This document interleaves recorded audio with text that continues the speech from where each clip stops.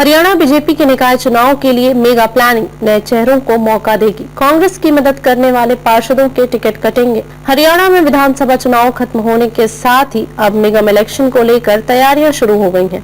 BJP ने इसको लेकर मेगा प्लान बनाने पर काम शुरू कर दिया है। शहरों में सरकार बनाने के लिए बीजेपी विधानसभा चुनाव की तरह ही नए चेहरों पर दांव खेलने की तैयारी कर रही है। इसके साथ ही विधानसभा चुनाव में कांग्रेस की मदद करने वाले पार्षदों की लिस्ट तैयार की जा रही है। चुनाव में इन पार्षदों की पार्टी टिकट काटने की प्लानिंग पर काम कर रही है।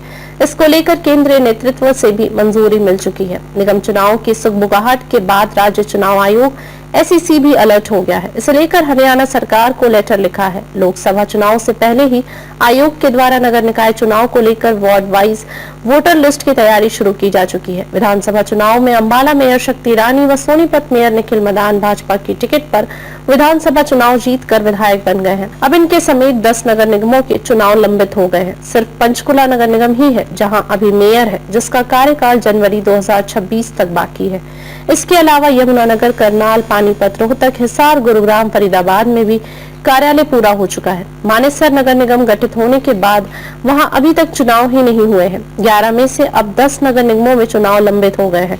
अभी वहां की व्यवस्था प्रशासनिक अधिकारी संभाल रहे हैं। कई निगमों के चुनाव तो 2-2 साल से लंबित हैं।